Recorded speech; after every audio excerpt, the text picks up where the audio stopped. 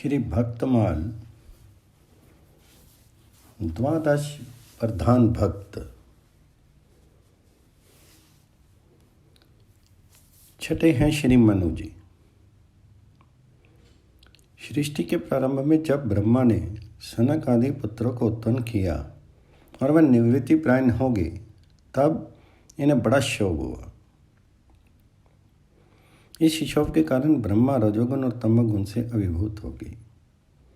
इससे ब्रह्मा के दाहिने अंग से संभव मनु की ओर बाएं भाग से शत्रुपा की उत्पत्ति हुई। संभव मनु ने जब तपस्या के द्वारा शक्ति संचय करके सृष्टि की अभिवृद्धि करने की आज्ञा प्राप्त की, तब उन्होंने अपने पिता ब्रह्मा के आदेश के अनुसार सकल कारण स्वरूपनी आद्या शक्ति की आराधना की। उनकी आराधना से प्रसन्न होकर के भगवती ने वर याचना की, प्रेरणा की।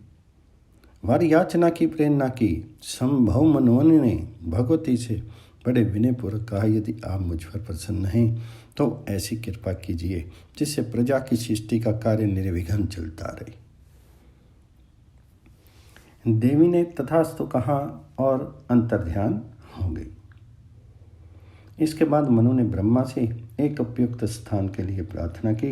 ब्रह्मा ने मनु को भगवान विष्णु की शरण लेने का उपदेश किया। इसी समय भगवान वरारूप धारण करके ब्रह्मा की नासिका से निकल पड़े और थोड़े ही समय में बड़ा विशाल रूप धारण करके भीषण गर्जना करने लगे। उस समय सभी देव दानव ऋषि मुनि उनकी महिमा का गायन करने लगे। उनकी स्तुति से दमन प्रसन्न होकर के भगवान ने जलमग्न पृथ्वी का उद्धार और उसकी स्थापना की। संभव मनु पृथ्वी पर रह करके सृष्टि कार्य करने लगे। पहले उनके प्रियवत उतानपाद नाम के 2 तेजस्वी पुत्र एवं आकुति, देवाहुति और परसुति नाम की 3 कन्याएं हुई। उतानपाद से ध्रुव जैसे भगवत भक्त प्रकट हुए और इनकी देवाहुति नाम की कन्या से स्वयं भगवान जी ने कपिल रूप में अवतार ग्रहण किया। भगवान की आज्ञा अनुसार राज्य करते हुए इन्होंने भृगु आदि ऋषियों को व्याज बनाकर अनेक प्रकार के धर्म और नीतियों का प्रचार किया तथा संपूर्ण मानव जाति के लिए एक ऐसी सुंदर व्यवस्था की जिसके द्वारा अपने अपने अधिकार के अनुसार सब भगवान जी को प्राप्त कर सके। अंत में इनके मन में ये बात आई कि घर में रहकर विषयों को भोगते भोगते बुढ़ापा आ गया, किंतु इन विषयों से वैराग्य नहीं हुआ। भगवान जी के भजन बिना जीवन का यह अमूल्य समय यूं ही बीत गया। ये सोच करके उन्हें बड़ा दुख हुआ। यद्यपि पुत्रों ने उन्हें घर में रहकर राज्य करते रहने का बड़ा आग्रह किया, फिर भी उनके विरक्त हृदय ने पुत्रों की एक भी नहीं मानी। अंततः पुत्रों को राज्य दे करके वे अपनी पत्नी शत्रुपा के साथ घर से निकल गए। नैमिषारण्य में जाकर के इन्होंने ऋषि मुनियों का सत्संग प्राप्त करके समस्त तीर्थों में स्नान किया, देवताओं के दर्शन किए और फिर वल्कल वस्त्र पहन करके हविष्य भोजन करते हुए क्षीर की और संसार की परवाह छोड़ करके द्वादशाक्षर मंत्र का सप्रेम जप करते हुए भगवान जी के चिंतन में लग गए। उनके मन में एकमात्र यही अभिलाषा थी कि इन्हीं आंखों से भगवान जी के दर्शन हो। इस तरह बड़ी कठोर तपस्या करते करते हजारों वर्ष बीत गए। इस बीच में कई बार ब्रह्मा विष्णु महेश इनके पास आए और इन्हें वर देने के बड़े बड़े प्रलोभन दिए, परंतु ये तनिक भी विचलित नहीं हुए। शीर सूख करके कांटा हो गया, केवल हड्डी ही हड्डी अवशेष रह गई, परंतु इनके मन में तनिक भी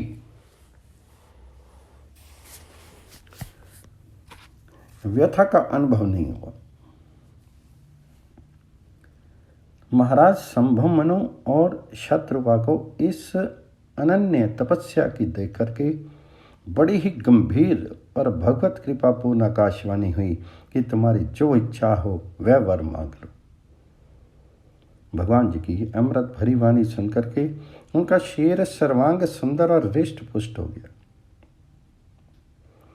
सारा शरीर पुलकित हो गया, हृदय प्रेम से भर गया और उन्हें दंडवत करके भगवान जी से प्रार्थना की, प्रभु आप बड़े भक्त वत्सल हैं। ब्रह्मा, शंकर जी और विष्णु भी आपकी चरण धूलि की वंदना करते हैं। यदि आप मुझ पर सचमुच प्रसन्न हैं तो आपका वह स्वरूप जो शिव के हृदय में निवास करता है, काकभुषुंडी जी जिसका ध्यान करते हैं और वेदों में जिसे सगुण होते हुए भी निर्गुण और निर्गुण होते हुए भी सगुण कहा गया है,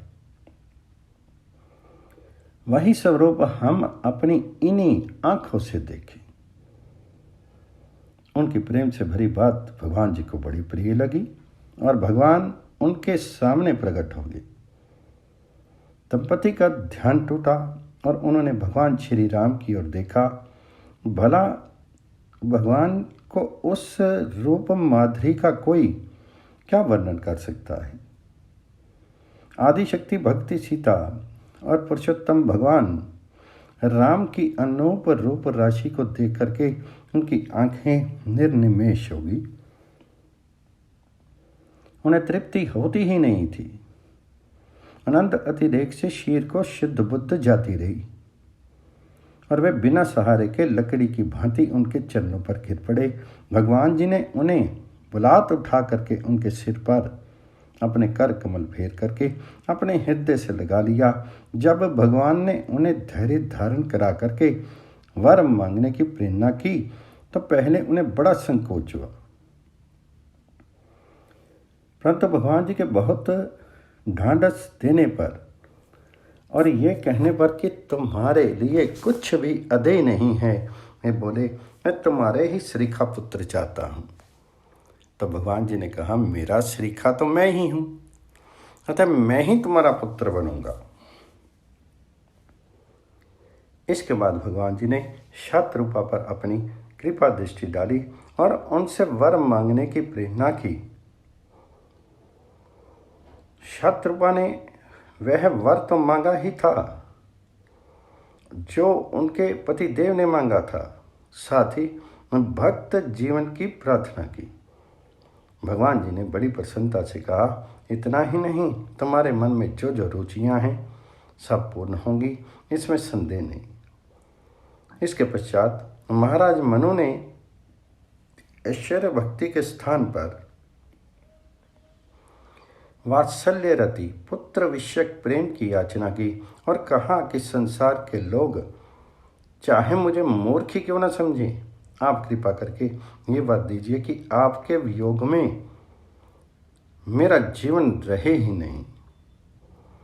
इसके बाद संभव मनु दशरथ और उनकी पत्नी शतरूपा कौशल्या हुई। भगवान जी ने इनके पुत्र रूप से जन्म ग्रहण किया। इन पुण्य श्लोक आदिराज संभव मनु एवं उनकी पत्नी शतरूपा का चरित्र बड़ा ही विस्तृत है। इसका पूर्ण अनुशीलन तो इतिहास पुराणों में भी ही हो सकता है, यहाँ तो केवल उनका स्मरण मात्र कर लिया गया है। श्री रामचरितमानस बालकांड में इनके तप का प्रसंग वर्णित है।